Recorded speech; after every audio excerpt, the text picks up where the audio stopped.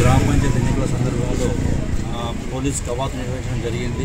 దీని యొక్క ముఖ్య ఉద్దేశం ఏంటంటే ప్రజాస్వామ్య దేశంలో ఎవరైనా అంటే పౌరులు అంటే ధనిక పేద కుల మతాలు లేకుండా అందరికీ ఎవరైతే 21 సంవత్సరాల వయసు ఉన్న వాళ్ళు ఎవరైతే ఉన్నారో అందరికీ ఓటు హక్కు కల్పించడం జరిగింది. కాబట్టి ఆ ఓటు హక్కును స్వేచ్ఛాయుత వాతావరణంలో ప్రతి ఒక్కరు వినియోగించుకునే విధంగా వాళ్లకు వారి యొక్క బాధ్యతను గుర్తు చేస్తూ అదేవిధంగా స్వేచ్ఛగా నిష్పక్షపాతంగా వాళ్ళకున్న ఓటు హక్కును వినియోగించుకోవాలని దానికి పోలీస్ శాఖ ఎప్పుడు ఎల్లవేళ అందుబాటులో ఉంటుందని చెప్పి తెలియజేయడం కోసం ఆ ఉద్దేశంతోనే మనం ఈ షాద్నగర్లోని మండలంలోని మూలిగిరి గ్రామంలో పోలీస్ కవాతు నిర్వహించడం జరిగింది.